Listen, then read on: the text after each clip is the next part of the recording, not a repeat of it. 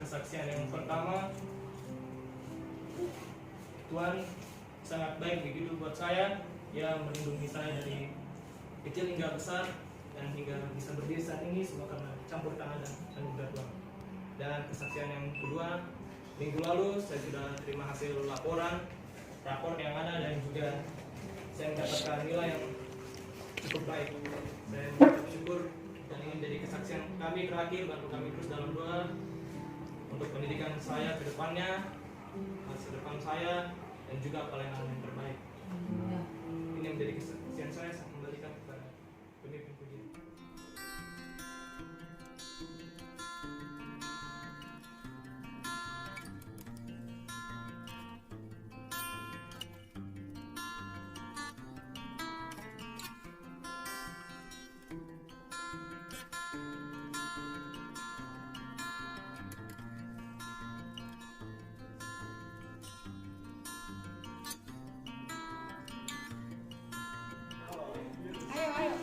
Kami dari kelompok 1 akan membacakan hasil diskusi kami. Nomor 1, mengapa penting bagi orang percaya untuk tetap tinggal dan menghidupi firman Tuhan? Jawabannya itu karena firman Tuhan dapat memberikan damai sejahtera yang penuh. Nomor 2, apa akibatnya ketika manusia hanya berfokus pada kekayaan dunia? Jawabannya ialah akibatnya orang tersebut jadi malas-malasan dan selalu menjauhkan diri dari pertemuan ibadah. Ketiga, Soal nomor 3, apa tindakan kalian sebagai remaja dalam menghadapi situasi dunia saat ini?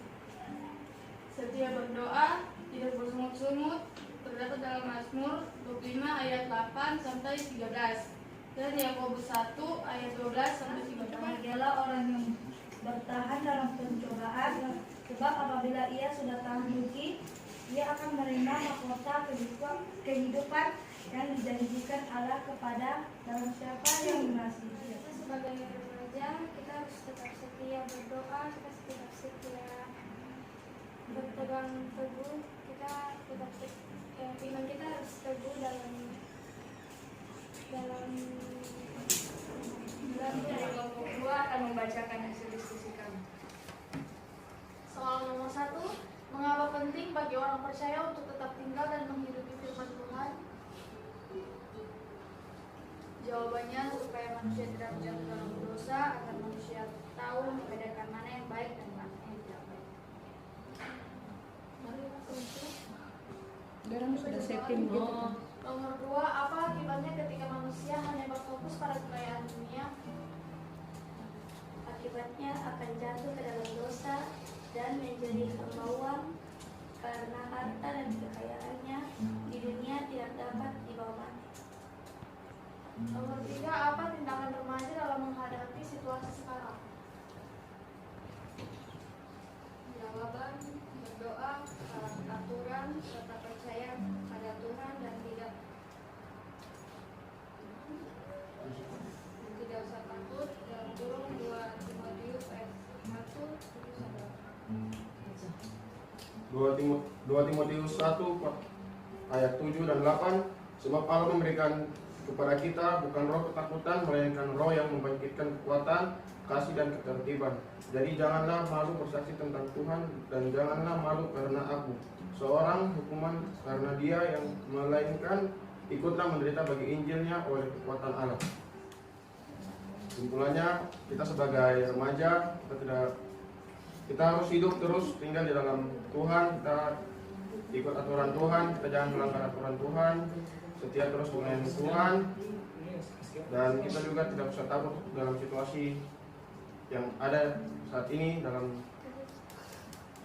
kita menghadapi situasi virus corona yang ada, kita tidak perlu takut karena kita yakin kita punya Tuhan yang dahsyat akan menolong kita.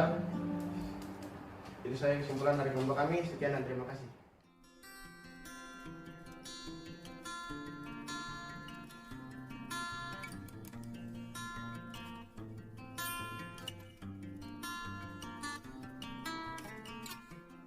Berbahagialah orang yang tidak berjalan menurut nasihat orang fasik, yang tidak berdiri di jalan orang berdosa, dan yang tidak duduk dalam kumpulan pencemooh. Ayat 2, tetapi yang kesukaannya ialah Taurat Tuhan dan yang merenungkan Taurat itu siang dan malam. 3. Ia seperti pohon yang ditanam di tepi air, yang menghasilkan buahnya pada musimnya dan tidak layu daunnya. Apa saja yang diperbuatnya berhasil. Mempunyai kesukaan untuk baca firman Tuhan. Jadi di sini dikatakan mengapa penting bagi orang percaya untuk tetap tinggal dan menghidupi firman Tuhan. Jawabannya sudah pas, tinggal kita melakukan. Kita mau apa? Setia membaca firman Tuhan, merenungkan, terlebih apa? Melakukan firman Tuhan. Sehingga di dalam ayat 3 bagian ayat 3 terakhir dikatakan apa saja yang kita lakukan berhasil. Yang menjadi kekayaan rohani di dalam kehidupan kita membawa kepada Tuhan, itu hati kita, tubuh kita, jiwa kita harus diisi oleh firman Tuhan supaya kehidupan kita semakin dekat kepada Tuhan.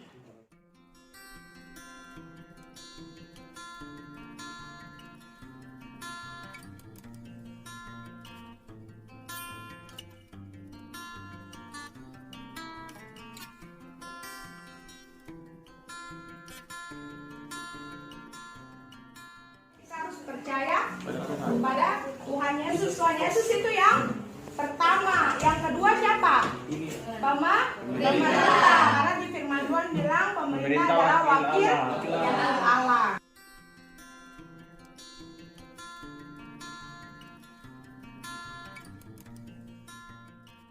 Yang kalian harus takutkan sebagai anak-anak remaja yaitu jangan sampai kita kena virus yang namanya dosa. Karena kalau virus dosa, kalian mati di dalam dosa itu memisahkan kalian. Kalian bukan cuma mati jasmani, tapi setelah mati jasmani itu kalian tidak bisa bertemu dengan Tuhan Yesus. Jadi intinya yang paling menakutkan dari semua yang ada adalah dosa. Jadi jangan kita hidup takut, kita hidup dalam dosa, tetapi kita mau hidup di dalam Tuhan.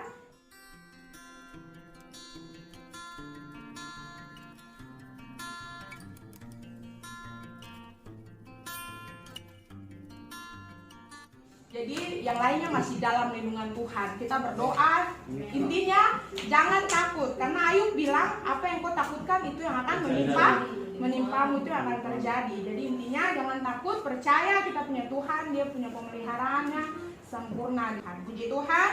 Demikian diskusi kita hari ini. Tuhan Yesus memberkati. Tante cuma mau membagikan pengalaman ya, Tante di rumah sakit. Ini pengalaman yang luar biasa. Betul kata kebenaran firman Tuhan, memang firman Tuhan yang selalu menguatkan kita. Berdoa untuk siapa? Untuk tante dan dokter semua yang ada. Itu menjadi kekuatan tante sebagai tugas kesehatan. Orang-orang Papua masih berdoa untuk kami supaya diberikan kesehatan. Saya mau adik-adik melihat walaupun TB itu sudah tua, tapi dia semangat, dia yakin tidak ada virus bisa masuk di tempat ini. Itu luar biasa. Itu pengalaman tante selama di rumah sakit. Tante secara pribadi tidak suka cerita tentang corona karena apa? Itu membuat kita takut sendiri, membuat sekitar kita takut. Corona bagi tante itu suatu virus yang cuma memang datang untuk berlalu saja, tidak selama-lamanya virus corona itu ada waktunya Tuhan. Kenapa? Karena mau kita semua umat Tuhan kembali kepada Tuhan.